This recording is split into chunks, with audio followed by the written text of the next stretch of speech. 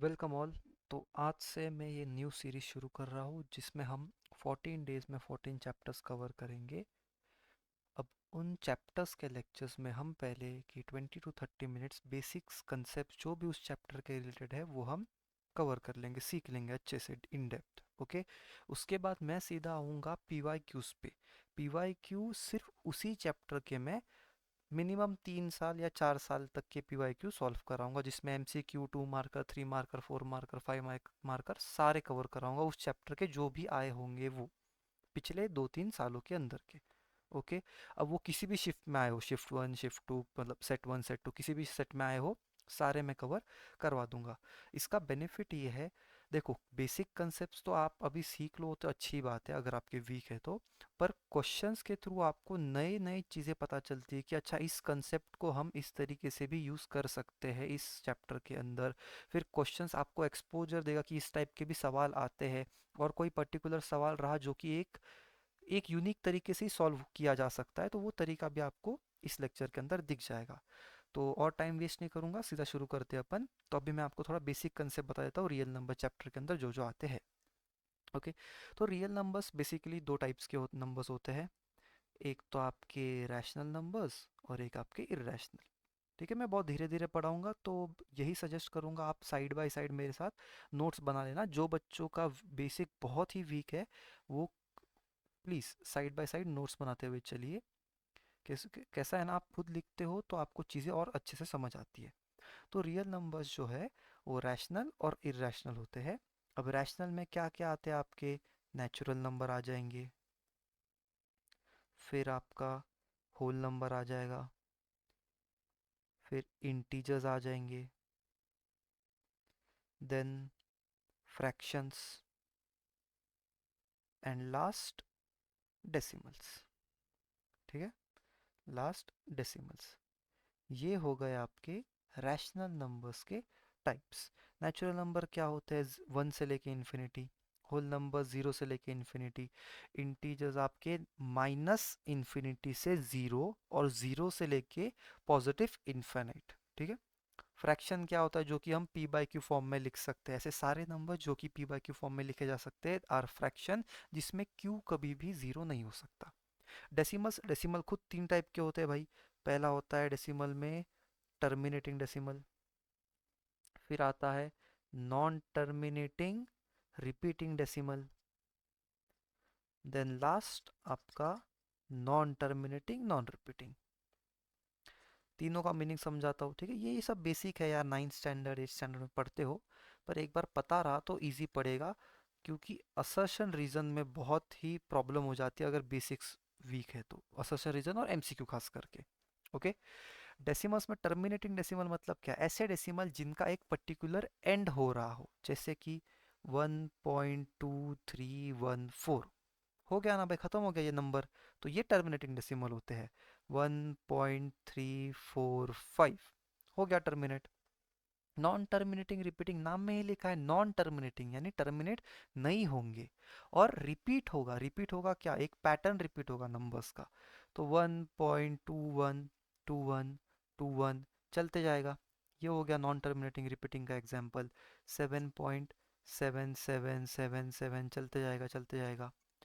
ठीक है, इसको आप ऐसे भी रिप्रेजेंट करते हो, 1.2323 अगर लिखा है आपके पास, तो इसको आप 1.23 का बार ऐसे भी रिप्रेजेंट करते हो।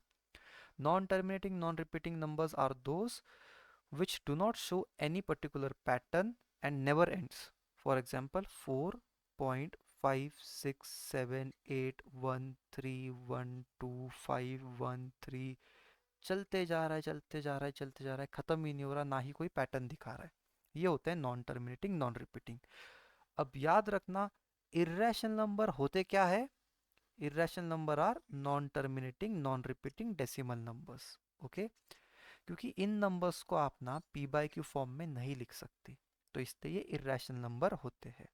और एक और चीज़, हाँ, इरेशनल नंबर में एक और चीज़ आती है, वो है रूट नंबर्स। ओके, अब रूट नंबर्स मतलब क्या, ये आपका √2, √5, √10 हो गया, √17, √25, ये सारे आपके रूट नंबर्स है। अब सारे रूट नंबर्स इरेशनल होते हैं ये कहना गलत है। ओके, दो टाइप के रूट नंबर्स होंगे, एक जो कि परफेक्ट स्क्वायर है और दूसरे जो कि परफेक्ट स्क्वायर नहीं है, इम्परफेक्ट स्क्वायर।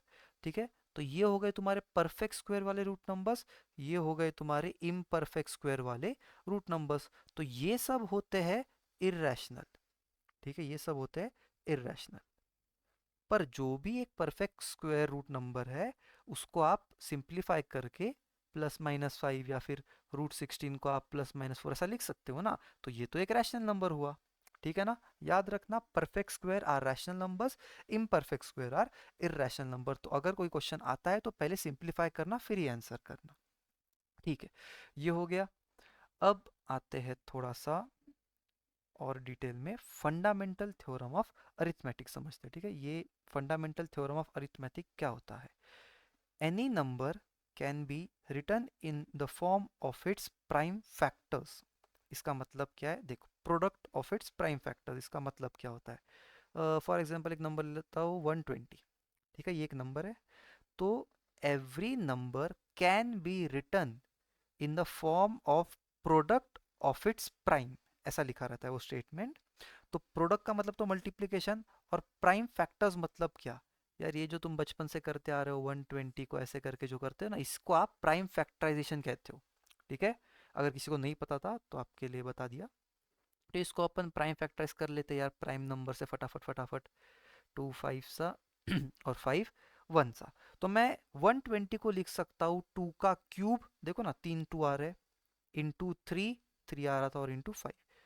तो मैंने एक नंबर को उसके प्राइम फैक्टर्स के प्रोडक्ट के फॉर्म में लिख दिया। यही होता है तुम्हारा फंडामेंटल थ्योरम ऑफ अरिथमेटिक।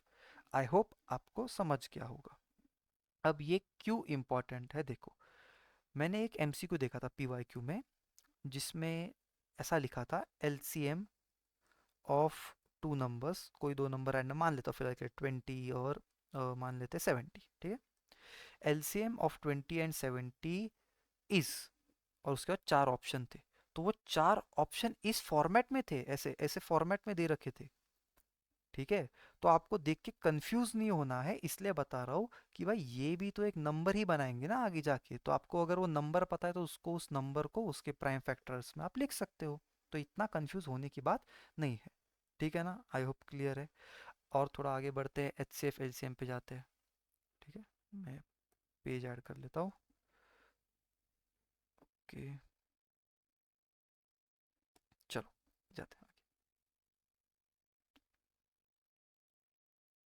ठीक है, ये आपको समझ गया है। अब आते हैं एचसीएफ और एलसीएम ऑफ टू नंबर्स। अब फॉर एग्जांपल एक नंबर ले लेते हैं हम, 12 ले लेता हूँ एक नंबर, और दूसरा ले लेते हैं चलो 18। ठीक है, तो भाई 12 और 18 का एचसीएफ क्या होता है, एलसीएम क्या होता है? एचसीएफ का अगर अभी तक आपको फुल फॉर्म नहीं पता तो इसका फुल फॉर्म होता है highest common factor. Common factor, okay. और एलसीएम, एलसीएम का फुल फॉर्म होता है लोएस्ट कॉमन मल्टीपल। तो आगे बढ़ने से पहले ना मैं हमेशा हर बच्चे को फैक्टर क्या होता है, मल्टीपल क्या होता है, ये जरूर बताता हूँ, तो वो आपको भी यहाँ पर क्लियर कर देता हूँ। देखो, फैक्टर मतलब वो नंबर्स, फैक्टर मतलब वो नंबर जिसके टेबल में आपका दिया हुआ नंबर आ रहा हो। जैसे कि 12 किस किस के टेबल में आते हैं भाई? 1 के टेबल में आता है, 2 के टेबल में आता है, 3 के टेबल में आता है, 4 के टेबल में आ जाएगा, 6 के भी टेबल में आएगा, और 12 को भूल मत जाना, 12 के खुद के टेबल में भी आएगा ना, 12 वन सा 12। ओके, तो ये जो मैंने 1 2 3 4 6 और 12 लिखे ना, ये 12 के क्या हो गए, फैक्टर्स। ये नंबर जिनके टेबल में आता है वो उसके फैक्टर्स होते हैं। इतना क्लियर है? ठीक है, तो 18 के भी लिख के देखते हैं, 18 के क्या क्या फैक्टर्स एक बार लिख के देखते हैं। ठीक है, 18 का 1 के टेबल में तो आएगा ही आएगा, ऑफ कोर्स सारे नंबर आते हैं। फिर 2 के टेबल में आएगा, 3 के टेबल में आ जाएगा, 4 के नहीं, 5 के नहीं, 6 के टेबल में आ जाएगा, 7 8 9 के टेबल में आ जाएगा, 9 के बाद डायरेक्टली 18 के टेबल में आएगा। तो ये हो गए फैक्टर्स हमारे 18 के। ठीक है, तो फैक्टर आपको क्लियर है। मल्टीपल क्या होता है? मल्टीपल यानी उस नंबर के टेबल में आने वाले नंबर्स। ठीक है, मैं वापस रिपीट करता हूँ, कंफ्यूज मत होना। ये नंबर जिसके टेबल में आता है वो उसके फैक्टर्स, और इसी नंबर के टेबल में आने वाले नंबर्स इसके मल्टीपल्स कहलाते हैं। जैसे कि 12 वन सा 12, 12 टू सा 24, 12 थ्री सा 36, 12 फोर सा 48। ये सारे क्या है, इसके मल्टीपल्स है, 12 के मल्टीपल्स है। 18 वन सा 18, 18 टू सा 36, 18 थ्री सा 54। ठीक है, ये सब क्या है, इनके मल्टीपल्स है। आई होप फैक्टर्स और मल्टीपल्स में आपको कोई कंफ्यूजन नहीं रहेगा। आगे बढ़ते हैं।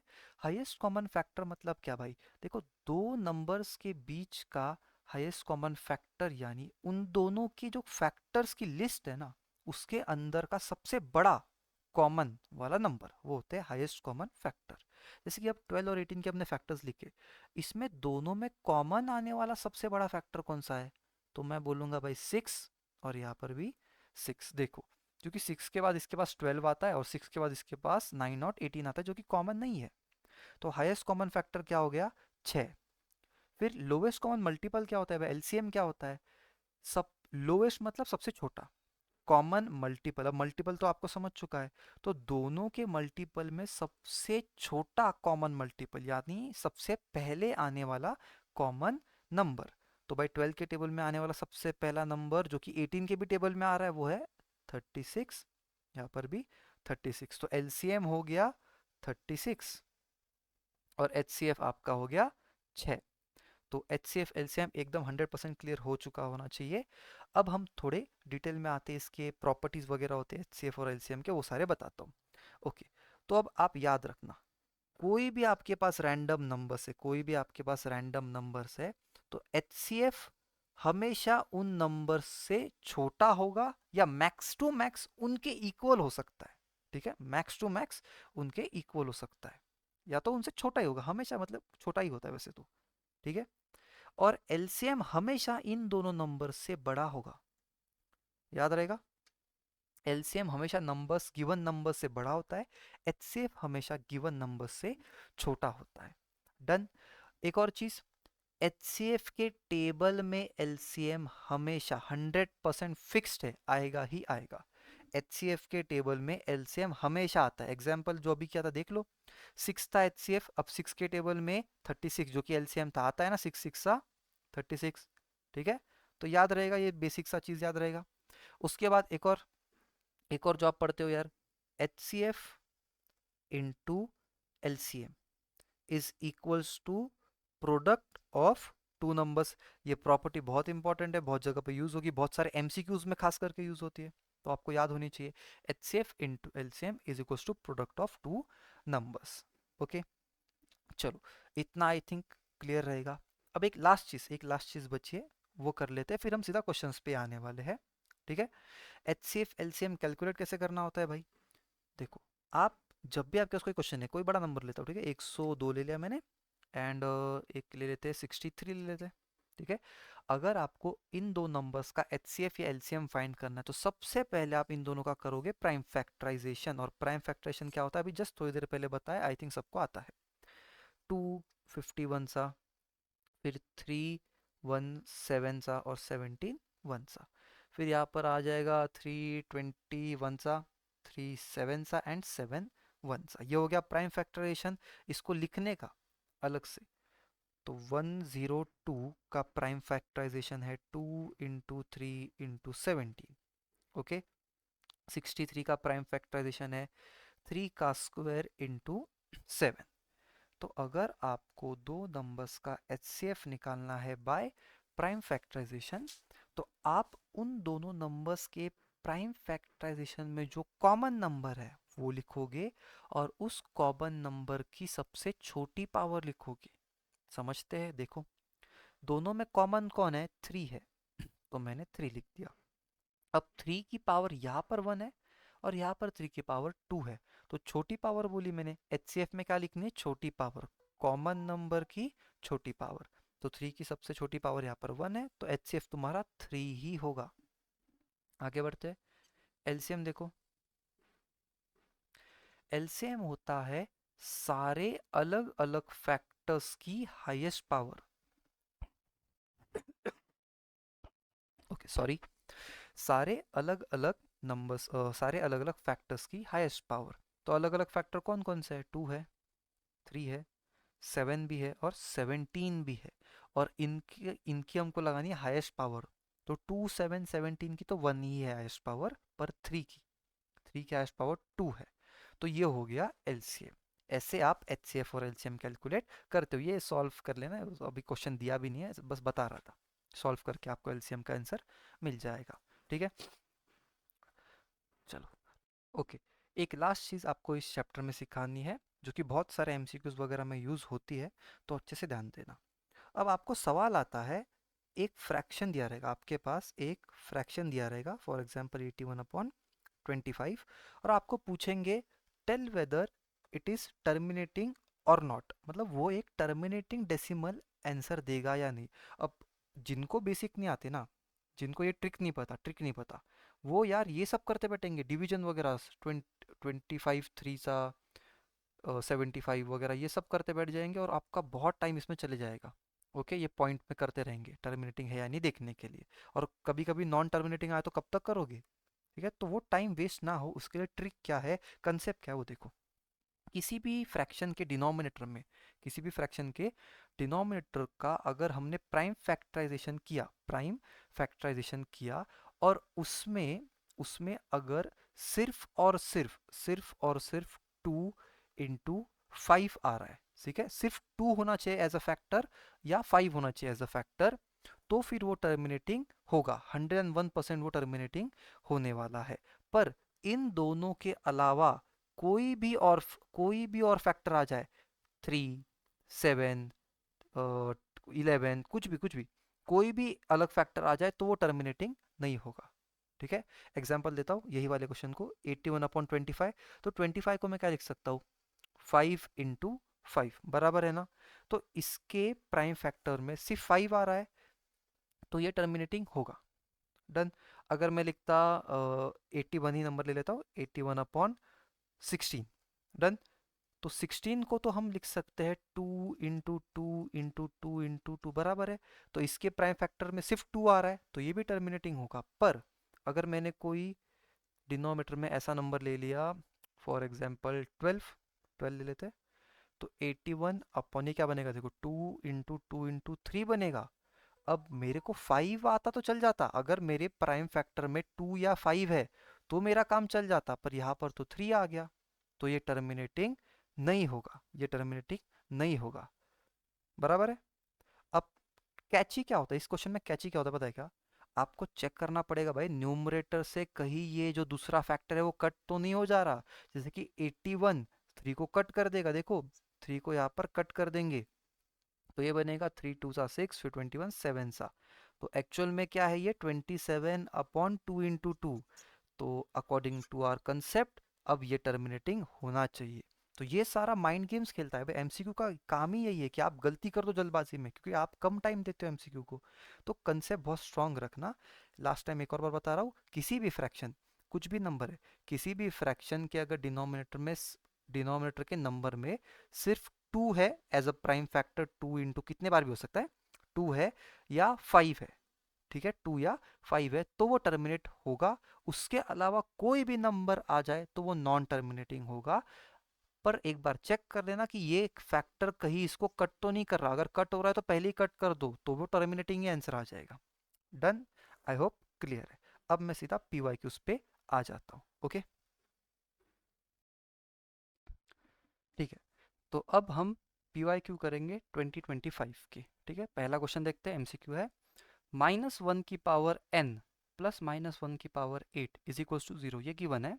तो आपको फाइंड करना है n क्या है, एक पॉजिटिव नंबर, एक नेगेटिव, एक ऑड या एक even number.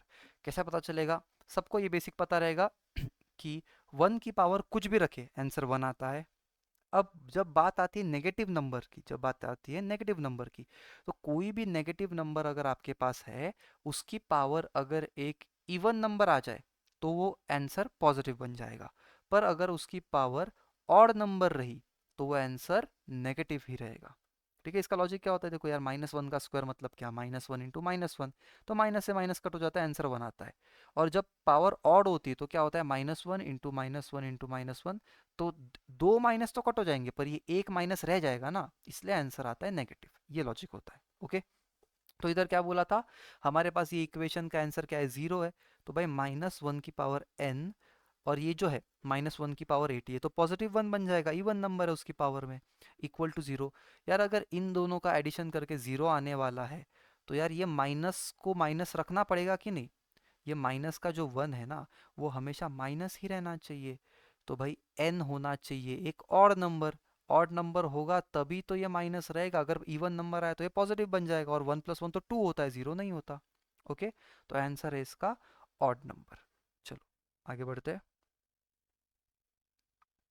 Okay, by chance किसी को नहीं समझा, मैंने कुछ चीज़ ज़्यादा जल्दी बोल दी हो, तो यार बैक कर लेना, थोड़ा देख लेना, रिपीट करके देख लेना, ठीक है। रिकॉर्डेड लेक्चर, यही तो बेनिफिट है ना। आप अपने स्पीड से अपने accordingly side by side notes बनाते हुए खुद से एक बार सॉल्व करते हुए कर सकते हो। मेरा तो यही आपको सजेशन है, मैं क्वेश्चन सॉल्व करूंगा, आप पॉज करो वीडियो को, वही क्वेश्चन खुद से ट्राई करो, अपने आप हो गया हर एक स्टेप तो गुड फॉर यू, नहीं हुआ एक और बार देख लेना रिपीट करके, फिर आगे बढ़ना, ठीक है। चलो, which of the following cannot be the unit digit of 8 की power n, where n is a natural number. देखो बहुत ही फेमस टाइप का सवाल, रिपीटेड सवाल एमसीक्यू इस चैप्टर का। कोई भी नंबर उसकी पावर n है, अब इस उसका एक्सपेंशन के यूनिट डिजिट में 0 आएगा या नहीं, हमें कैसे पता। यार देखो, अगर उस नंबर के प्राइम फैक्टराइजेशन में 2 × 5 आपको दिख रहा है, अगर उस नंबर के प्राइम फैक्टराइजेशन में 2 × 5 आपको दिख रहा है, तो ही उसका एक्सपेंशन 0 के साथ एंड होगा, वरना नहीं होगा। एक एग्जांपल देता हूँ, थोड़ा समझिएगा।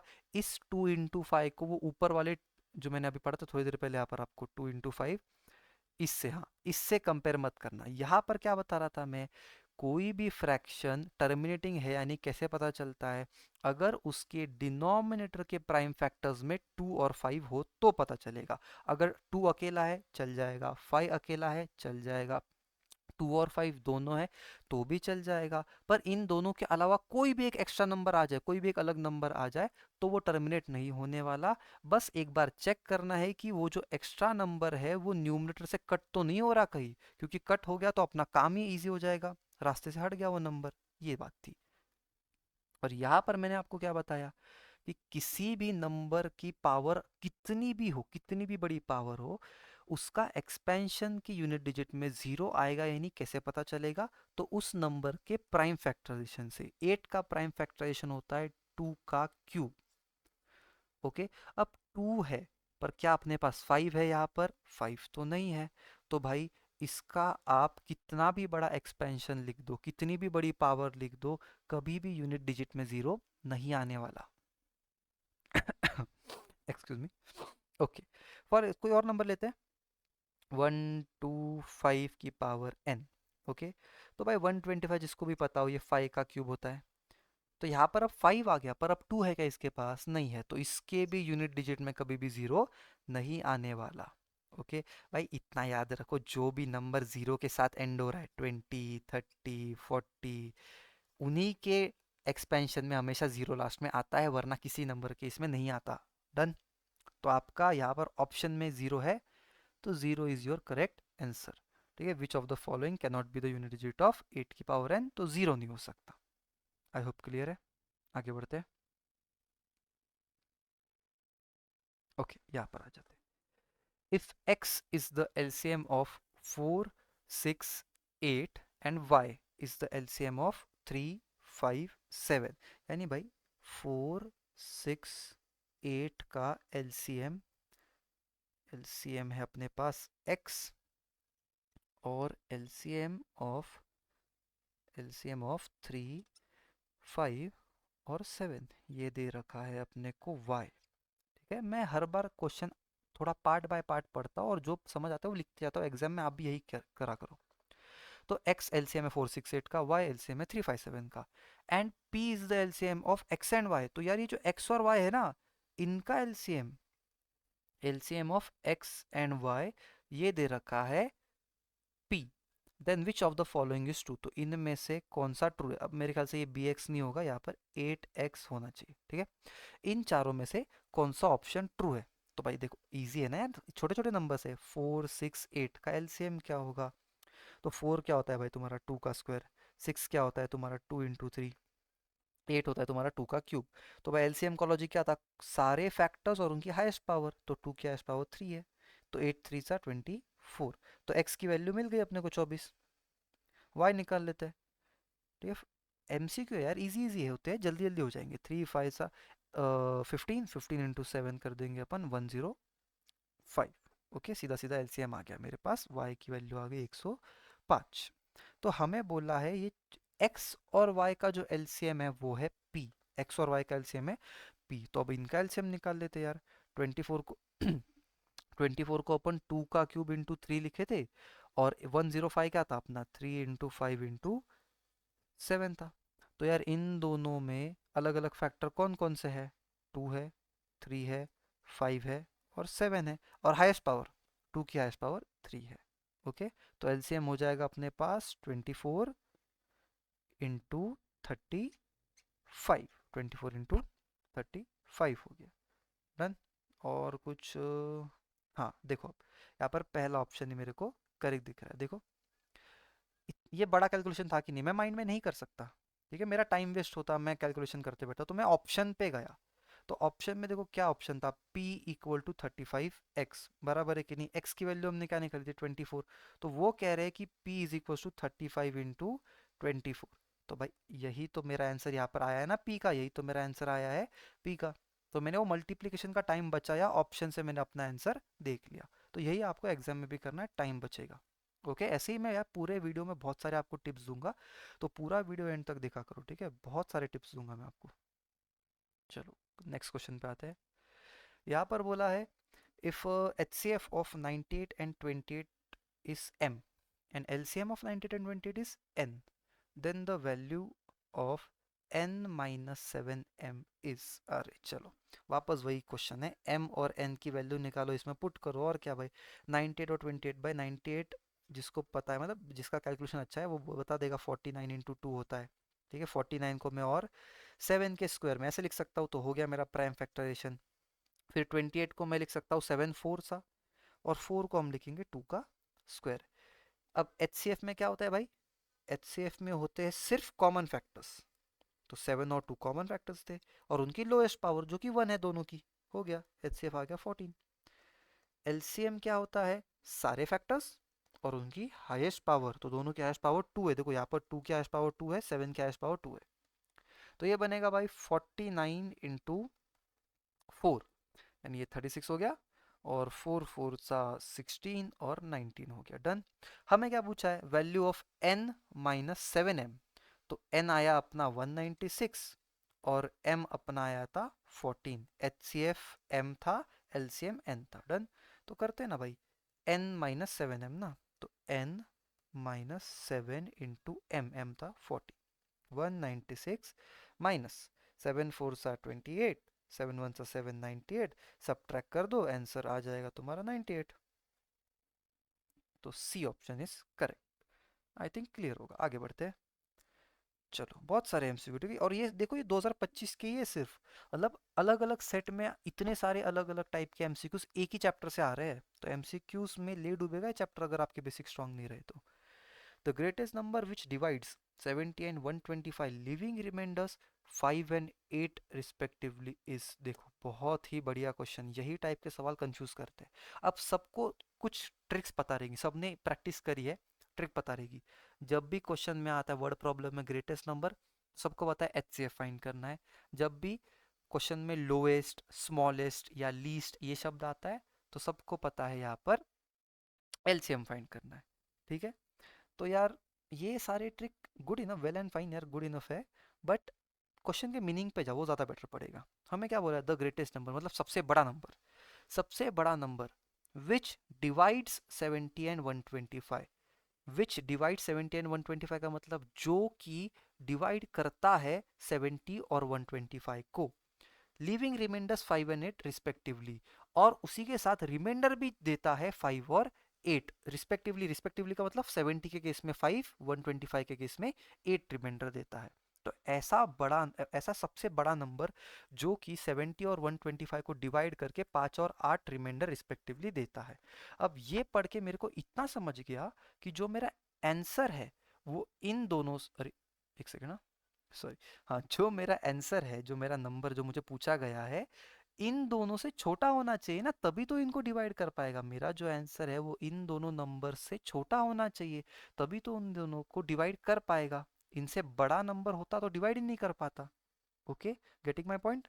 तो भाई इन दोनों से छोटा नंबर देख लो कौन सा है भाई। पहले तो ये दो ऑप्शन इधर ही हट गए तुम्हारे, देखो इजी है ना, ऑप्शन एलिमिनेशन हो रहा है।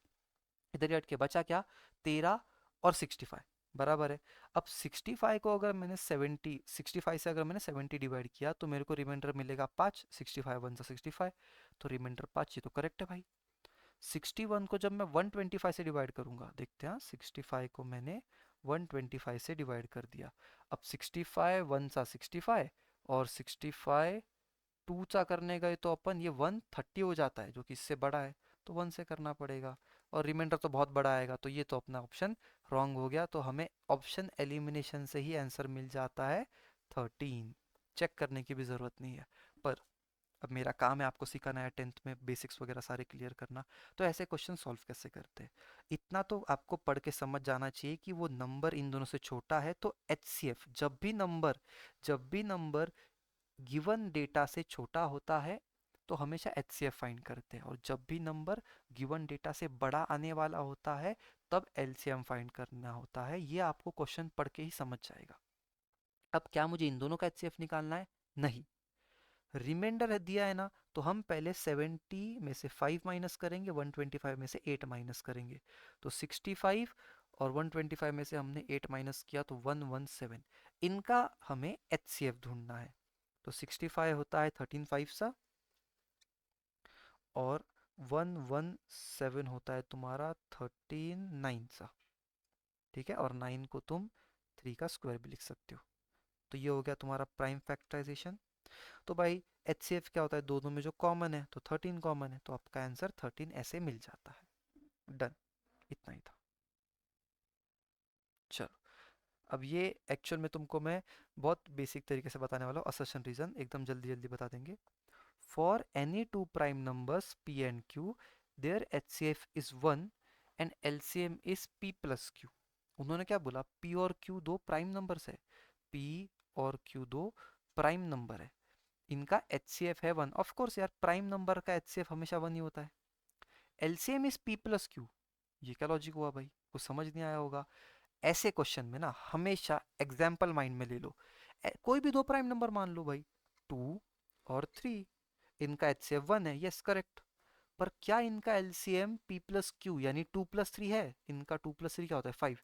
क्या इन दोनों का LCM है? बिल्कुल नहीं भाई, दोनों के टेबल में 5 आता ही नहीं है। ओके, तो असर्शन इज फॉल्स। और अगर असर्शन फॉल्स है तो रीजन ट्रू ही होना चाहिए हमेशा। एक ही ऑप्शन बचता है आपको, डी वाला, assertion is false but reason is true. देखो इजी है, कंसेप्ट स्ट्रांग रखो, सारे क्वेश्चन इजीली हो जाएंगे। Find the smallest number that is divisible by both 644 and 462। तो भाई सबसे छोटा नंबर जो कि डिविजिबल है 644 और 462 से। अब मैंने आपको क्या बोला था, क्वेश्चन पढ़ के मीनिंग समझो कि वो जो नंबर फाइंड करना है वो गिवन डेटा से छोटा है या बड़ा है। तो ऐसा नंबर जो कि डिविजिबल है इन दोनों से, भाई अगर ये नंबर इन दोनों से डिविजिबल है यानी इन दोनों के टेबल में आ रहा है, इन दोनों के टेबल में आ रहा है तो इनसे तो बड़ा ही होना चाहिए। तो अगर बड़ा नंबर है तो क्या फाइंड करेंगे, LCM। ठीक है, तो LCM निकालना है 644 और 462 का, निकाल लेते हैं फटाफट, 644 एंड 462। ठीक है, 2 3 सा, फिर 2 सा 2 सा, उसके बाद वापस 2 1 सा, 6 सा 1 सा, 3 से हो रहा है क्या, नहीं 7 से हो रहा है क्या, 7 2 सा 14, यस 7 2 सा 14 कर देंगे, 2 1 3 और 23 सा प्राइम नंबर हो गया। 462 से करते हैं, 2 2 सा 3 सा 1 सा, 2 से तो नहीं हो सकता, 3 से हो रहा है क्या, यस 3 से हो रहा है, 3 7 सा 3 7 सा, फिर 7 11 सा एंड 11 1 सा। ओके, एलसीएम फाइंड करने के लिए एलसीएम में क्या होता है, सारे अलग अलग फैक्टर्स। तो सारे अलग अलग फैक्टर्स कौन कौन से अपने पास, 2 है, 3 है, 7 है, 11 है, 11 और 23 भी है, और उनकी हाईएस्ट पावर लिखनी है। तो 2 की हाईएस्ट पावर है 2, 3 की 1 है, 7 की 1 है, 11 और 23 की भी 1 है। तो इसको सॉल्व कर लेंगे, आपका आंसर आ जाएगा। तो ये बनेगा देखो, अब अगर मुझे कैलकुलेशन जल्दी जल्दी करनी है, मैं वो सारी चीज़ें करूंगा जो मुझे इजीली आ जाएंगे। 7 11 सा 77 हो जाएगा। 2 का स्क्वायर 4 होता है, 4 3 सा 12 हो जाएगा, इंटू 23। अब मैं इसको बाद में करूंगा मल्टीप्लाई, पहले इन दोनों को कर लूंगा, ठीक है। तो 12 3 सा 36, 12 2 सा 24, 27 बन जाएगा। अब मैं 77 से करूंगा क्योंकि ये मेरे लिए आसान पड़ेगा थोड़ा सा। चलो, 7 6 सा 42, 7 7 सा 49 प्लस 4 53, 7 2 सा 14 और ये हो गया 19। फिर ये 2391 सेम टू सेम लिखना होता है ना, सेम नंबर है इसलिए। तो ऐसे अपने काम आसान करने के, ये 2 हो गया, 21352, ये आपका आंसर होगा। डन। चलो, आई होप क्लियर है सबको। ओके। नहीं समझ आता, रिपीट करके थोड़ा स्लोली आराम से ध्यान दे दे के सुनने का। Two numbers are in the ratio 4:5 and their HCF is 11. Find LCM of these numbers। बहुत ही बढ़िया क्वेश्चन, बहुत ही कंसेप्चुअल सवाल है, ध्यान दीजिए। दो नंबर्स जिनका रेशियो 4:5 है, तो जैसे ही रेशियो का क्वेश्चन आता है, अपन सबसे पहले चीज, let common multiple be X, बराबर है। तो नंबर क्या बन जाएंगे, 4x और 5x। क्या बोल रहा है क्वेश्चन, ये नंबर्स का HCF है 11, ये नंबर्स का HCF है 11 और हमें इन दोनों नंबर्स का LCM फाइंड करना है, बराबर। अब मैंने थोड़ी देर पहले आपको कंसेप्ट डिटेल में इसलिए पढ़ाया था, ये क्वेश्चन आते हैं ना ऐसे इसलिए। HCF क्या होता है, दोनों नंबर के बीच का कॉमन फैक्टर, बराबर। तो भाई 4x और 5x में कॉमन क्या है, x है ना भाई, तो यही तो उनका HCF हुआ। और HCF दे क्या रखा है, 11, तो x की वैल्यू क्या आ गई, 11। अब एलसीएम फाइंड करना है, तो एलसीएम क्या होगा, सारे फैक्टर्स का प्रोडक्ट और उनकी हाईएस्ट पावर। तो यार यहाँ पर क्या है, ये नंबर क्या है 44 है, ये नंबर क्या है 55 है। तो ये 44 के फैक्टर्स 4 इंटू 11, 55 के 5 इंटू 11। तो भाई सारे अलग अलग फैक्टर्स कौन कौन से है भाई, 4 है, 5 है, 11 है, बराबर। तो इसका मल्टीप्लीकेशन, तो 4 5 सा 20, 20 इंटू 11 करोगे तो 220। ये आ गया तुम्हारा आंसर। चुटकियों में आंसर आ जाएगा। बेसिक एकदम स्ट्रांग होने चाहिए, कोई भी क्वेश्चन कर लोगे तुम, ठीक है। वो ट्रिक विक के पीछे मत जाओ।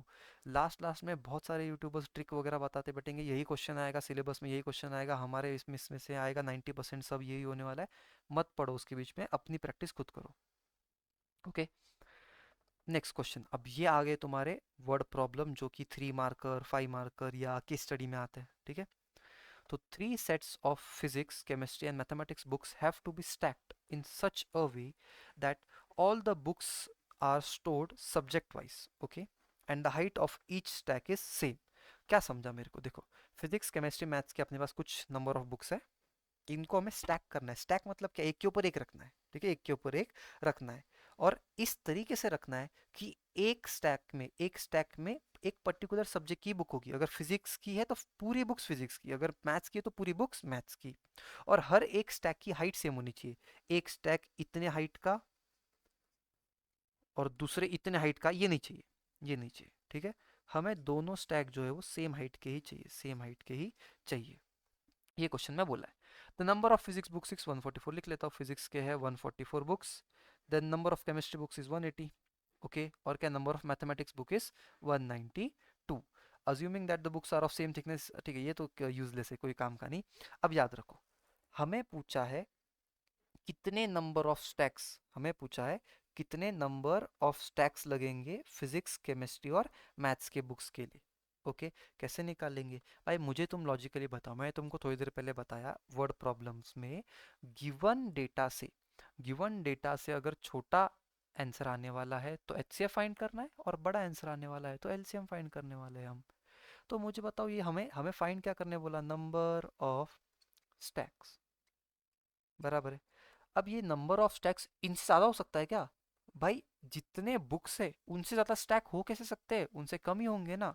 तो अगर कम होने वाले तो फाइंड क्या करना है अपने को, एचसीएफ फाइंड करना है। आई होप क्लियर है। तो एचसीएफ निकाल लेंगे फटाफट इन तीनों नंबर्स का। तो जितना मेरी कैलकुलेशन फास्ट है आपकी उतनी हो जरूरी नहीं है, मुझे जो जो आता है इजी मैं फटाफट लिख लूंगा। 144, 144 होता है 12 का स्क्वायर, ये सभी को पता रहेगा। 12 को मैं लिख सकता हूँ 2 का स्क्वायर इंटू 3, वापस 2 का स्क्वायर इंटू 3। क्या किया मैंने, 12 इंटू 12 लिखा है, ठीक है, तो ये ओवरऑल क्या बनेगा, 2 की पावर 4 और 3 की पावर 2 बनेगा 144। 180 होता है 12 × 15, ये मेरे को पता है पहले से, तो मेरा टाइम बच रहा है इसमें। 2 का स्क्वायर × 3 हो गया 12, और 15 को मैं 3 × 5 लिख सकता हूँ, जो कि हो जाएगा 2 का स्क्वायर, 3 का स्क्वायर और 5। 192। अब देखो 192 का मुझे कुछ नहीं पता, तो अब ये मैं पूरा करूंगा। 192 को मैं लिख सकता हूँ 2 × 9, फिर 126, फिर 2 4 सा 48 सा हो गया, 2 फिर 2 सा 4 सा 2 12 सा 2 6 सा 2 3 सा और 3 1 सा। तो 192 को हम लिख सकते हैं 1 2 3 4 5 6, 2 की पावर 6 × 3, ये हम लिख सकते हैं 192 को। अब हमें फाइंड करना था HCF। ठीक है, देखो कंसेप्ट है, मैं हर क्वेश्चन में कुछ नया नया कंसेप्ट ला रहा हूँ आपके लिए, तो स्किप मत करो, आता है तो भी स्किप मत करो, साथ साथ में पढ़ो, साथ में पढ़ो अपने साथ। तो HCF क्या होता है, कॉमन फैक्टर्स लोएस्ट पावर, तो कॉमन फैक्टर 2 है सब में, 3 है सब में, 5 नहीं, 5 सिर्फ इसी के अंदर है, बाकियों में नहीं है। ओके, सबसे 2 की सबसे छोटी पावर है, 2 की सबसे छोटी पावर है 2, और 3 की सबसे छोटी पावर है 1, तो HCF हुआ तुम्हारा 2 का स्क्वायर 4 × 3 12। ओके, अब आप बोलोगे तो सर 12 आंसर हो गया ना हमारा, नंबर ऑफ स्टैक्स कितने हैं सर, 12 है। Completely wrong. डेटा याद रखो, डेटा का जो यूनिट है, डेटा का जो यूनिट है वही तुम्हारे HCF और LCM का यूनिट होता है। क्या मतलब, अगर डेटा सेंटीमीटर में है तो HCF भी तुम्हारा सेंटीमीटर होगा, डेटा अगर तुम्हारा लीटर्स में है तो HCF भी तुम्हारा लीटर्स होगा।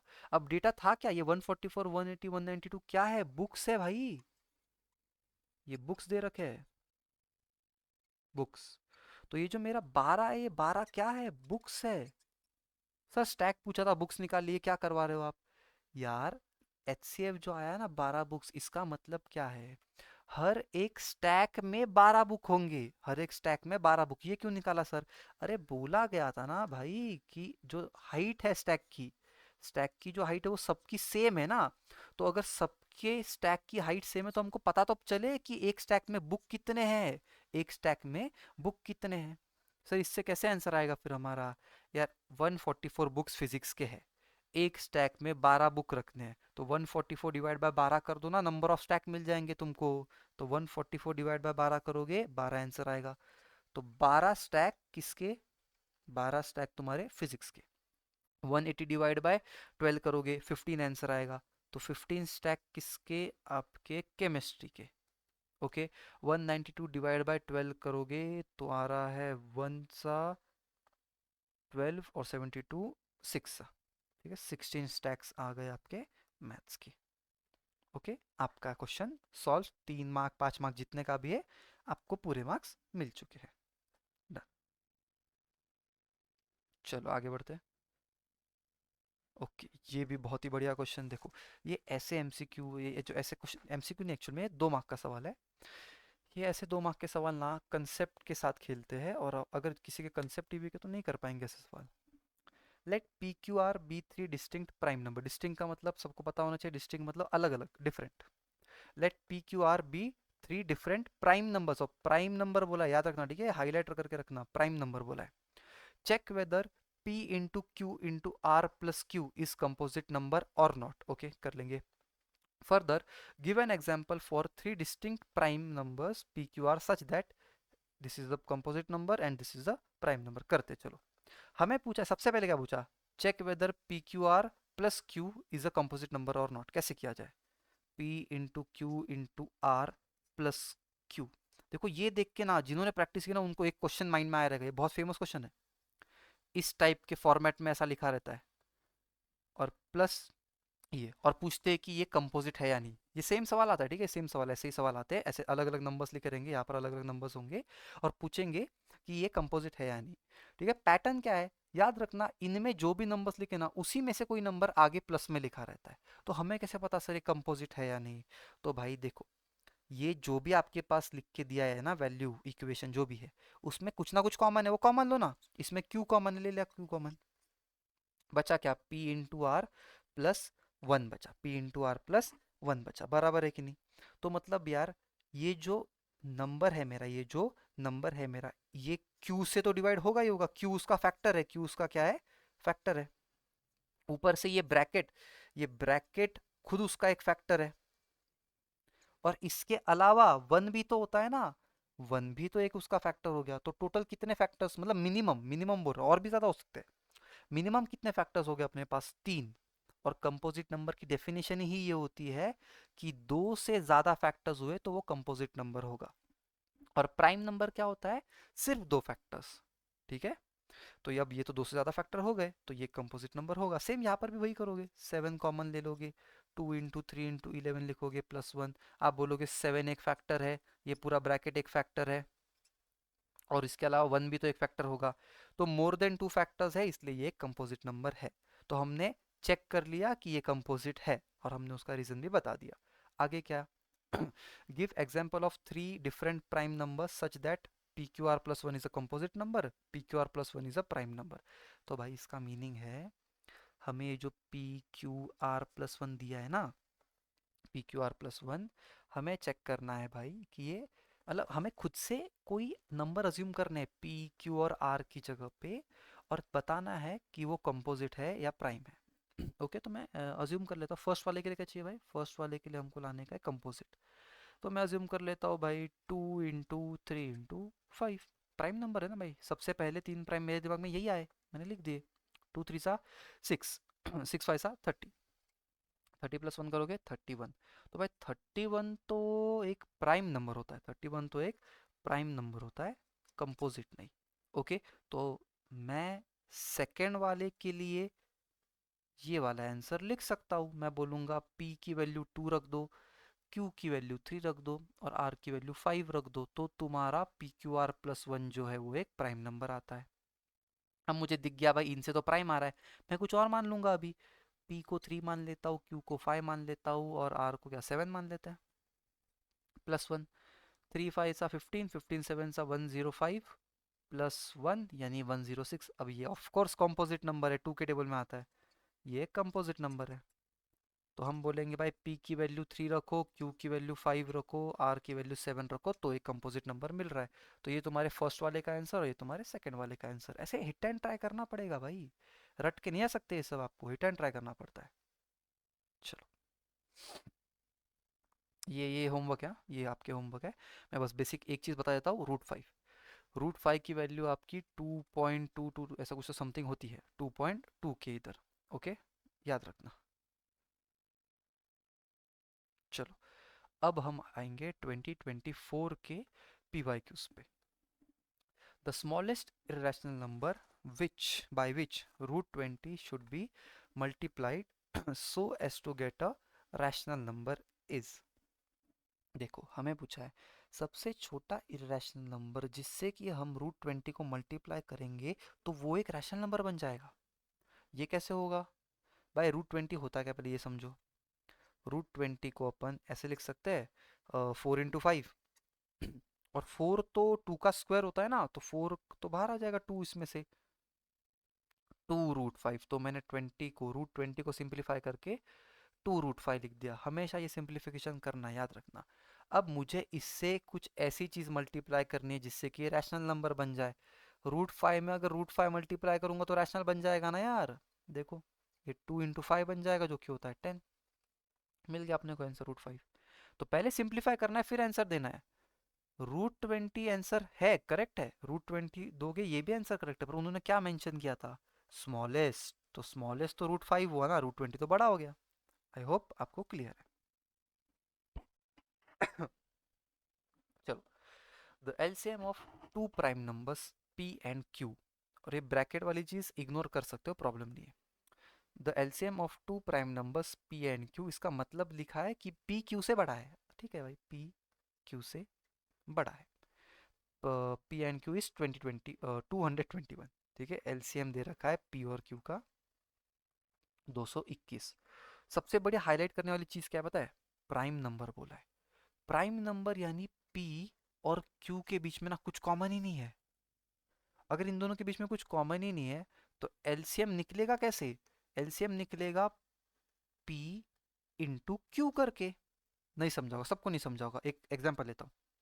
7 ले लेते हैं, प्राइम नंबर है, और 11 ले लेता हूँ, प्राइम नंबर है। 7 का प्राइम फैक्टराइजेशन 7 ही होगा, 11 का प्राइम फैक्टराइजेशन 11 ही होगा। तो जब मैं एलसीएम निकालूंगा दो प्राइम नंबर का, तो वो तो उन दोनों का प्रोडक्ट ही होता है। 7 इंटू 11 77। सेम लॉजिक यहाँ पर, पी और क्यू प्राइम नंबर्स थे, तो इनका एलसीएम क्या होगा, पी इंटू क्यू, जो कि मुझे दे रखा है 221, बराबर है। अब मुझे बस देखना है कि 221 किसको मल्टीप्लाई करके बन रहा है, तो थोड़ा बहुत सोचना पड़ेगा। 5 से तो नहीं हो सकता, 7 से नहीं हो रहा, 7 से भी नहीं हो रहा, 11 से भी नहीं हो रहा, 13 से, 13 से, हाँ 13 से हो रहा है। P into q is equals to 221 की जगह पर मैं 13, 13 वन सा 91, फिर 7, 13 इंटू 17 लिख सकता हूँ। तो P, अब अच्छा P और Q में बड़ा कौन था, P था, तो P की वैल्यू हो गई 17 और Q की वैल्यू हो गई 13। अगर जल्दबाजी में P को 13 बोला और Q को 17, तो आंसर रॉन्ग हो जाएगा, क्योंकि यहाँ पर आगे उसकी ज़रूरत है ना। ठीक है, तो 3P माइनस क्यू करना है, 3 इंटू 17 माइनस 13 करना है। 3 17 सा 51, माइनस 13 करेंगे 38 आ रहा है आपका आंसर, चेक कर लो। ठीक है, चलो आगे। A pair of irrational number whose product is a rational number is, अरे भाई ये दो दो नंबर्स की जोड़ी दे रखी है, इनका मल्टीप्लिकेशन करके कौन सा जो पेयर है वो एक रैशनल नंबर बन रहा है, वो आपको चेक करना है। रूट 16 इंटू 4, रूट 16 मतलब 4 होता है, 4 इंटू रूट 4 करोगे 4 रूट 4, नहीं है रैशनल। 5 इंटू रूट 2 रूट 10 होता है, नहीं है rational. Root 3 into root 27, root 3 ही होगा। रूट 27 को मैं 3 रूट 3 लिख सकता हूँ। ठीक है, रूट 27 मतलब क्या, 3 का क्यूब है ना वो, तो एक 3 बाहर आ गया और एक अंदर रह गया, तो ये बना मेरे पास 3 इंटू 3 9, ये मेरा करेक्ट आंसर। इसको भी इग्नोर कर दो। चलो आगे बढ़ते हैं। ओके, देख के तो थोड़ा इंपॉर्टेंट लग रहा है, पढ़ते हैं। एच सी एफ 25206600, तो दो नंबर्स का एच सी एफ दे रखा है 40, तो एच सी एफ है भाई 40। एलसीएम दे रखा है दो नंबर्स का 252 इंटू के, देन द वैल्यू ऑफ के इज, अरे देखो ये वो वाली प्रॉपर्टी तुम्हारी यूज होगी यहाँ पर, H C F into L C M is equals to A into B, H C F into L C M is equals to A into B. यहाँ पर ए और बी क्या होता है, वही दो नंबर्स, तो 2520 और 6600। ठीक है, तो 40 इंटू 252 इंटू के इज इक्वल्स टू 2520 इंटू 6600। 252 से सीधा कट हो जाएगा 10 से, 0 से 0 को कट कर दो, 4 से यहाँ पर कट कर दो, 1 2, नहीं 1 6 आ रहा है, 1 6 2 और 5, बराबर है। 1 सा 2 6 2 2 0, नहीं 1 6 5 0 आ रहा है। ओके, तो के की वैल्यू आ गई 1650।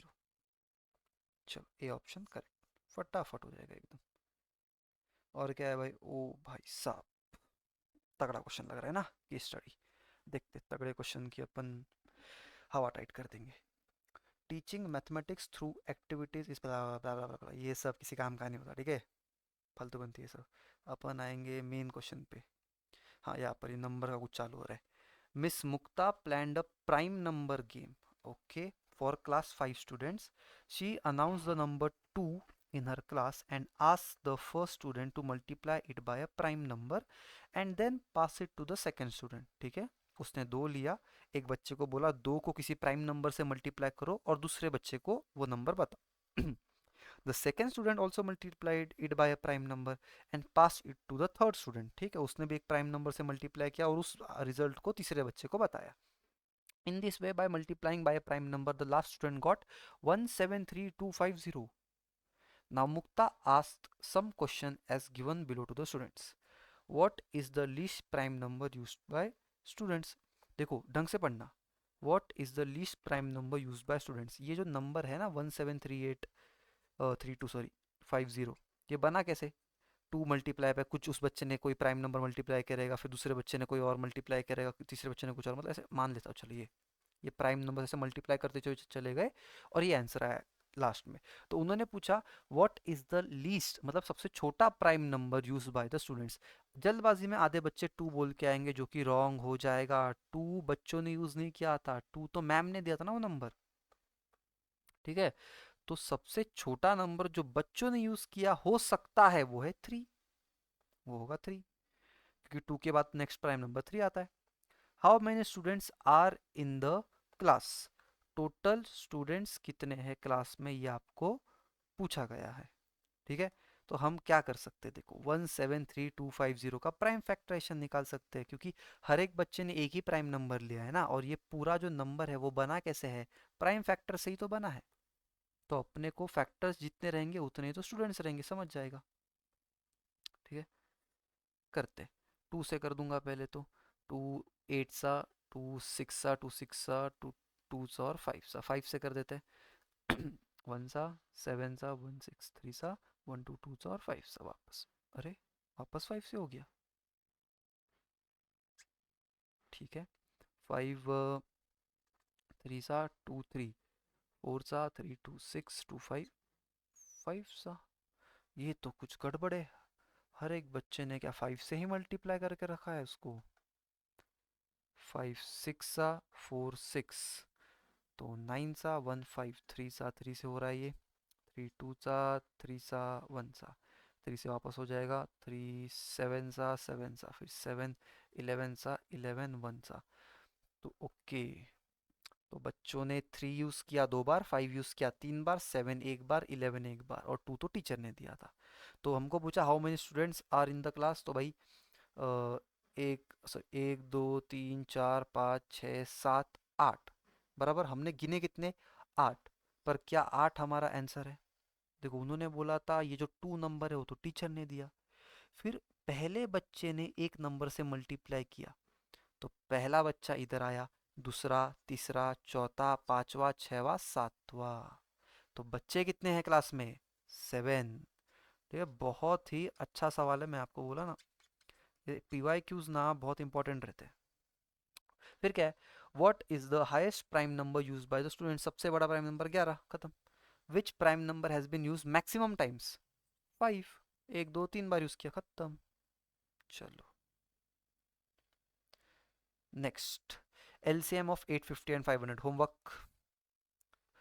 मुझे ना जो मैं होमवर्क बोल रहा हूँ चुपचाप कमेंट्स में आंसर चाहिए मुझे, ये वाला भी होमवर्क, चलो ये पढ़ाई देता हूँ मैं, पर ये होमवर्क है, ये वाला आपका होमवर्क है, मुझे कमेंट में आंसर चाहिए इसका। ठीक है। Prove that 6 minus 4 root 5 is an irrational number given that root 5 is an irrational number. तो भाई सबसे इजी टाइप के सवाल, देखो यही सवाल दो किस्म का आता है, एक जिसमें ये रूट 5 इरेशनल दिया होगा तो आपका काम आसान हो गया और ये 2 मार्क का आएगा, एक जिसमें रूट 5 इरेशनल नहीं गिवन रहता तो ये 3 मार्क का आता है, तो उसमें रूट 5 इरेशनल पहले प्रूफ करना पड़ता है। ठीक है, वो सबको आता है यार, मुझे पता है। आगे बढ़ते हैं, इसको कैसे इरेशनल प्रूफ करें, सेम स्टेप्स। लेट जो हमारे नॉर्मल होते हैं ना, let minus 4 root 5 be rational, इसको पहले रैशनल मानोगे। ठीक है, रैशनल मान लिया, तो ये होना चाहिए पी बाई क्यू के फॉर्म में, जहां पर where P and Q are what, coprime, P and Q are coprime, नहीं आर को प्राइम, नहीं लिखोगे गड़बड़ हो जाएगी, को प्राइम लिखना होता है। ओके, अब क्या करोगे, देखो रूट 5 को एक साइड पे रखो, बाकी सब भेज दो उधर, पहले 6 को भेजेंगे बॉड मास के अकॉर्डिंगली। ओके, तो p बाय क्यू ये माइनस में जाएगा 6, फिर -4 root 5 is equals to, LCM ले लिया हमने तो 6 क्यू अपॉन क्यू हो जाएगा, -4 को नीचे भेज दूंगा, तो रूट 5 की वैल्यू आती है p minus 6 q upon -4 q. अब मुझे बताओ, p rational number, 6 rational number, q rational number, -4 rational number, ठीक है, सारे रैशनल नंबर का ग्रुप एक इरेशनल नंबर के इक्वल कैसे हो सकता है, तो हम बोलेंगे rational number cannot be equal to irrational, मैं शॉर्ट में लिख रहा हूँ, आपको पूरा लिखना है, a rational number cannot be equal to a irrational number, therefore our assumption was wrong, 6 minus 4 root 5 is irrational।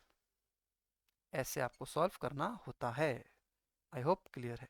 चलो बढ़िया, show that 11 19 23 plus 3 into 11 is not a prime number, थोड़ी देर पहले ही बताया था, बहुत ही फेमस टाइप का सवाल, मैंने आपको एक एग्जांपल भी दिया था, तो मेरा कहा हुआ प्रूफ हो चुका है, आपको दिख रहा है पी वाई क्यू है ये।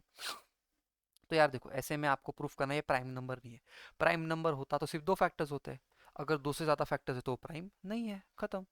तो पहले तो आपको जो कॉमन दिख रहा है कॉमन ले लेना है। 11 मैंने ले लिया कॉमन, बचा क्या 19 इंटू 23 प्लस 3। तो ये खुद एक फैक्टर है, ये भी एक फैक्टर है, इसके अलावा वन भी एक फैक्टर होगा। तो हो गया ना भाई तीन, दो से ज़्यादा फैक्टर, तो ये कंपोजिट नंबर है, यानी ये प्राइम नंबर नहीं है, खत्म। चलो फटाफट फटाफट करेंगे।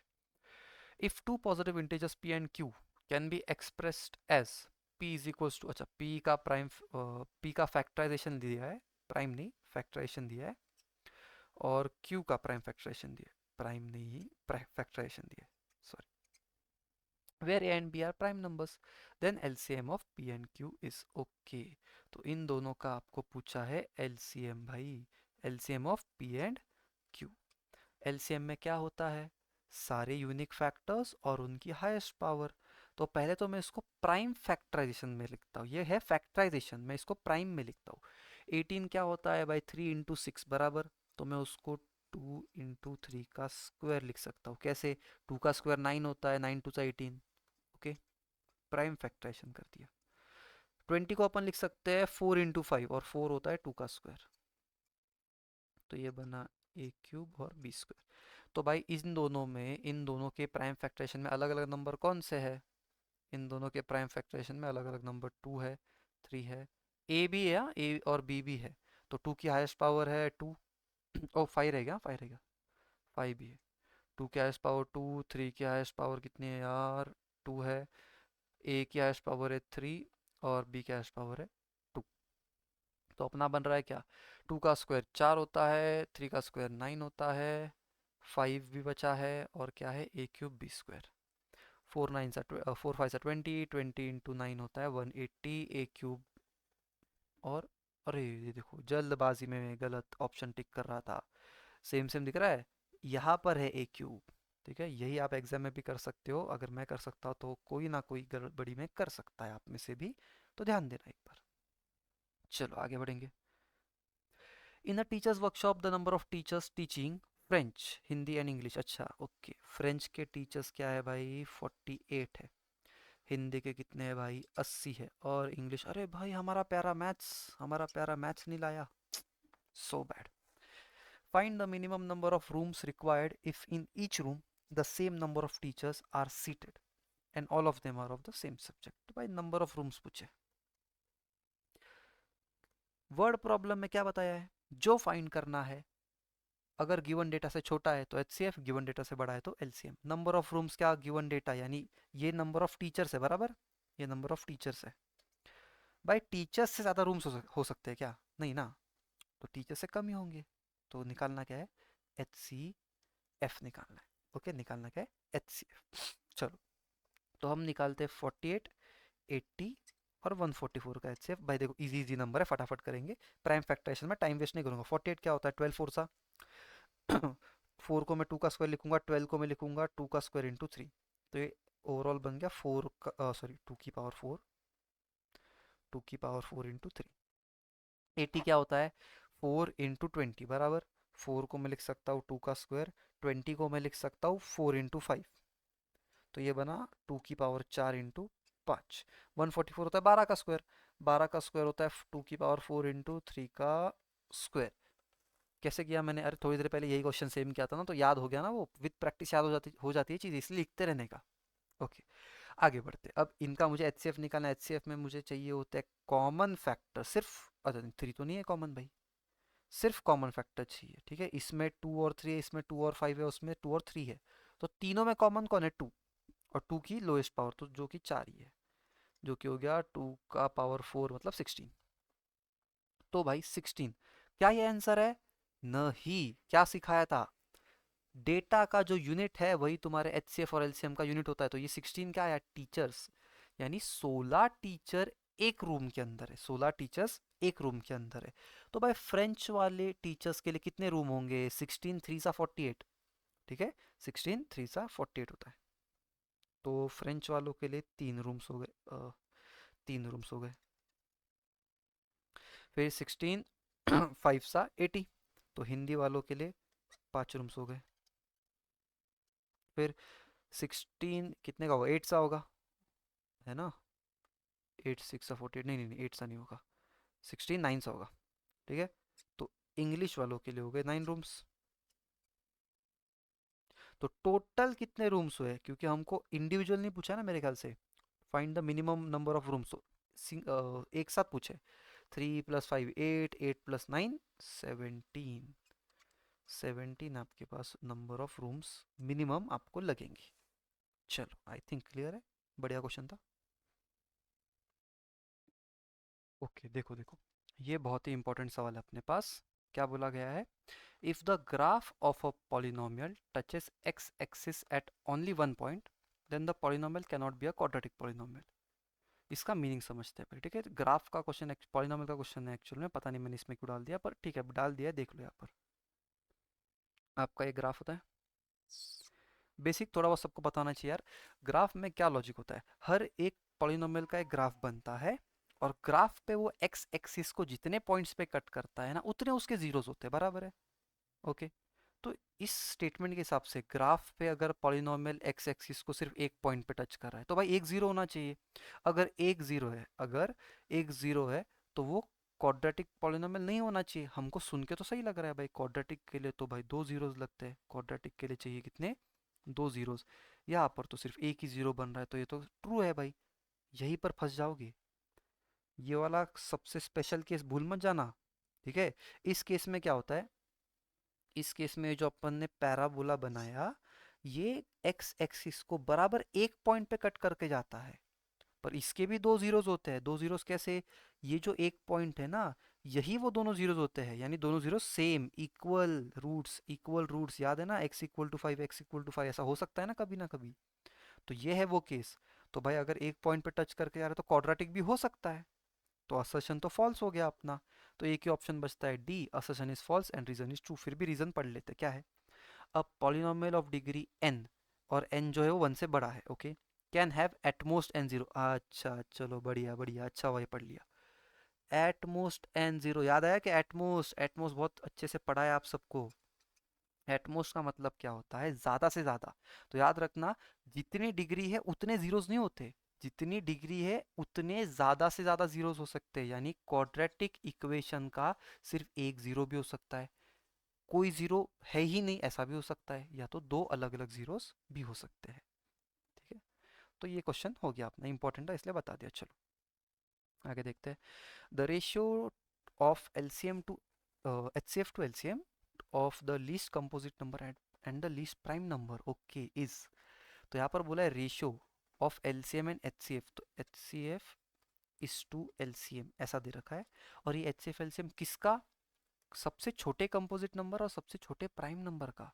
सबसे छोटा कंपोजिट नंबर जहाँ तक मुझे पता है होता है 4, बराबर, क्योंकि 1 तो नाइदर प्राइम नॉर कंपोजिट होता है। 2 प्राइम हो गया, तो 2 क्या है, सबसे छोटा प्राइम नंबर। 3 भी प्राइम होता है, तो 4 आया सबसे पहला कंपोजिट नंबर। तो इन दोनों का एचसीएफ, यार इन दोनों का एचसीएफ तो 2 ही होगा, और इन दोनों का एलसीएम, और इन दोनों का एलसीएम होता है 4। तो अगर मैं इनका रेशियो निकालूं तो ये बनता है 1:2। A option correct. चलो आगे बढ़ो। ओके, अब लास्ट के कुछ दो तीन पीवाईक्यूज है, फटाफट कर लेते हैं, हो जाए, हो गई तुम्हारी क्लास, बस हो गई।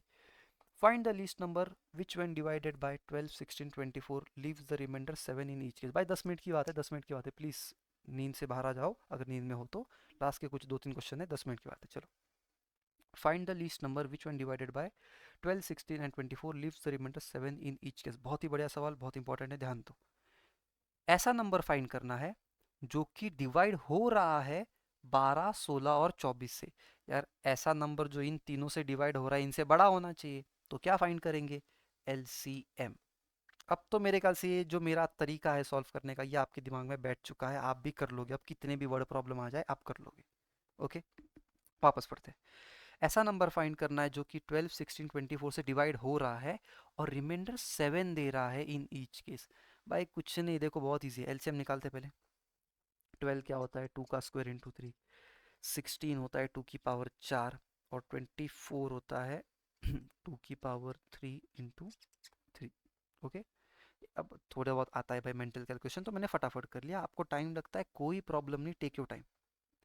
एलसीएम निकालते कैसे है, सारे कॉमन फैक्ट, सारे अलग अलग फैक्टर्स और उनकी हाईएस्ट पावर, तो सबसे हाईएस्ट पावर 4 है और 3 की 1 ही है।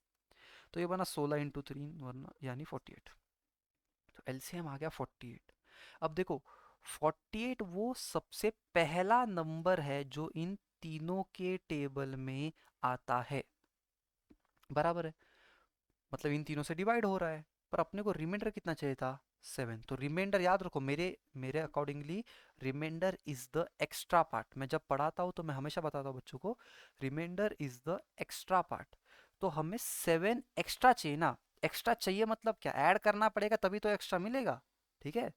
तो ये बन गया 55। तो 55 हमारा आंसर है। 55 ये सबसे पहला नंबर है जो कि इन तीनों से जब डिवाइड करोगे तो रिमाइंडर क्या देगा, 7 देगा। करके देख लेते, एक से करके दिखा देता हूँ तुमको, ये देख लो। 55 को मैं डिवाइड करता हूँ 12 से। 12 फोर सा, अरे 12 फोर सा 48, बचा कितना, 7। देखो लॉजिक क्या है ना इस क्वेश्चन के पीछे, इन तीनों के टेबल में 48 तो आएगा ही आएगा। तो मतलब अगर मैं 48 से 7 बड़ा नंबर ले लूँ, तो भाई जब भी मैं इन तीनों को इस नंबर से डिवाइड करूंगा तो 48 ही लिखूंगा ना सबसे पहले। 12 फोर सा 48, फिर 16 से डिवाइड करूंगा तो 16 थ्री सा 48, तो रिमाइंडर तो 7 ही मिलने वाला है। आई थिंक लॉजिक तुमको समझ चुका है। आगे बढ़ते हैं। ओके, कितने क्वेश्चन देखते हैं, हाँ? चलो भाई लास्ट क्वेश्चन है, देखो हो गया, 5 मिनट की बात है, 5 मिनट की बात है। एमसीक्यू ऊपर से। Two positive numbers have their HCF as 12 and their product as 6336। Okay, दो नंबर्स का HCF है 12 और उनका प्रोडक्ट है 6336। प्रोडक्ट मतलब क्या, A इंटू बी। ये दे रखा है 6336। The number of pairs of the number of pairs possible for the numbers is, अरे भाई बहुत इंपॉर्टेंट, ठीक है। देखो आपके पास दो नंबर्स का HCF है 12। अब मैंने आपको बताया है दोनों नंबर्स का जो कॉमन हिस्सा होता है वो होता है HCF, बराबर है। तो दोनों नंबर्स में 12 आ रहा है, पर 12 के अलावा भी तो कुछ आएगा ना, एक कोई ना कोई एक फैक्टर अलग होगा, इसी के कारण तो वो दो नंबर्स अलग है। मतलब देखो मैं एक एग्जांपल देता हूँ, 4 दे लिया मैंने और क्या ले लूँ, 24 ले लेते हैं, चलेगा। 4 का प्राइम फैक्टराइजेशन होता है 2 का स्क्वायर। 24 का होता है 2 की पावर 3 इंटू 3, बराबर है। तो अब इन दोनों में कॉमन क्या आ रहा है, 2 का स्क्वायर कॉमन आ रहा है, तो ये हो गया इनका HCF, बराबर। देखो HCF आ गया इनका कितना है, 4। पर इन दोनों में एक अलग नंबर भी तो है ना, यहाँ पर 1, यहाँ पर एक अलग नंबर भी तो है जिसके कारण ये दोनों नंबर डिफ्रेंशिएट हो रहे हैं। वरना तो दोनों नंबर सेम होते ना। अगर दोनों के पास कॉमन सिर्फ यही होता और इसके अलावा कुछ होता ही नहीं, तो दोनों नंबर्स तो 4 और 4 ही होते। दिमाग लॉजिक समझ रहे हो, गेटिंग माई पॉइंट, ठीक है। तो वो जो एक नंबर अलग होगा, वो जो एक फैक्टर अलग होगा, उसको अपन x और y बोल देते हैं। ओके, ये हो गया अपना x और y। तो हमें बोला गया है 12x इंटू 12y, ये पहला नंबर है, दूसरा नंबर है, ये हो गया 6336। सही बात है। 12 12 ये जो है ना, 12 इंटू 12 में इसको अलग से लिख लेता हूँ और यहाँ पर एक्स वाई को अलग से लिख लेता हूँ। अब मैं क्या करूँगा, एक बार 12 से इसको कट करूंगा, वापस 12 से इसको कट करूंगा, और देखो लिख के ले लो, ये कट होता है। मुझे पता नहीं, मेरे को नहीं आता ये टेबल वगैरह, इतना ज़्यादा टेबल नहीं आता, पर कट होगा ही होगा। 12 5 60, 3 3, तो 12 2 सा 24 करना पड़ेगा, फिर 96 आ रहा है, 8 सा हो गया। 12 से वापस करते हैं, 12 4 सा 48, 12 4 सा 48 हो गया। चलो x y is equal to 44, done. अब याद रखो x और y ऐसे दो नंबर्स है जो अलग अलग है, उनके बीच में कुछ भी कॉमन नहीं है, उनके बीच में कुछ भी कॉमन नहीं है, ठीक है। x और y दो ऐसे नंबर है जिनके बीच में कुछ भी कॉमन नहीं है। तो ऐसे कोई भी दो नंबर जिनका मल्टीप्लिकेशन करके 44 बन रहा है, तो भाई 4 इंटू 11 बराबर है 44 है। इसके अलावा और क्या बन सकता है भाई, 4 11 और किसी के टेबल में नहीं आता। बस देखो, तुम कहने के लिए कह सकते हो सर 22 इंटू 2 भी तो होता है, बराबर है भाई, होता है। पर 22 और 2 में 2 कॉमन निकल जाएगा ना। कॉमन तो नहीं चाहिए था x और y के बीच में। देखो ये x मान लो और ये y बीच लो, इनके बीच में कुछ कॉमन नहीं है। कॉमन नहीं होना चाहिए। यही तो मेन कंसेप्ट है इस क्वेश्चन का। तो 4 × 11 सिर्फ यही एक जोड़ी है पॉसिबल। तो यानी हम पॉसिबल कितने पेयर्स बना पाए? सिर्फ एक ही पेयर बना पाए। तो एक हमारा आंसर होगा। ठीक है। तो ये अपना आज का लास्ट क्वेश्चन था, इस चैप्टर का लास्ट क्वेश्चन था प्रैक्टिस के लिए। आई होप आपको सारे क्वेश्चन समझ गए रहेंगे, कंसेप्ट भी क्लियर हो गया रहेगा और चैप्टर बहुत बढ़िया से आपका प्रैक्टिस और रिवीजन हो गया है। अब मैं हर दिन ऐसे ही हर एक चैप्टर का करूँगा, तो बिना मिस किए हर दिन कंप्लीट लेक्चर देखना। होमवर्क जो देता हूँ कमेंट में होमवर्क का आंसर लिख लेना। कोई डाउट आए मुझे मैसेज करो, इंस्टाग्राम व्हाट्सएप कहीं पर भी मैसेज करो चलेगा, मैं आपको रिप्लाई दे दूंगा। थोड़ा टाइम ले सकता हूँ पर रिप्लाई ज़रूर दे दूंगा। ओके। और इसी लेक्चर में अगर कोई क्वेश्चन समझ ना आया तो कमेंट में लिखो कि सर ये क्वेश्चन नहीं समझा। मैं अगले लेक्चर के स्टार्टिंग में या तो मैं शॉर्ट्स डाल दूंगा, शॉर्ट्स पे भी एक्टिव रहो। शॉर्ट्स में वो क्वेश्चन क्लियर करवा दूंगा। मेरे को लग रहा है ये लास्ट वाला क्वेश्चन शायद कुछ बच्चों को ना समझा हो, तो एक बार बोल देना, मैं और एक और 2-3 क्वेश्चन एग्जांपल ऐसे ही लेके आ जाऊंगा, सॉल्व करवा दूंगा। बस एक कमेंट डालो, आप इनिशिएटिव लोगे तो मैं करूंगा, वरना मैं फालतू में अपनी मेहनत नहीं वेस्ट करने वाला। ठीक है। मैं कोई बुढ़ा टीचर नहीं हूँ, I am a young boy. मेरे भी अपने अपने पर्सनल काम होते हैं। तो यार अगर डाउट है तो मैसेज करो, कमेंट करो, मैं ऑफ कोर्स आपके डाउट क्लियर करूँगा। ठीक है। चलिए मिलते हैं अगले लेक्चर में। Bye bye.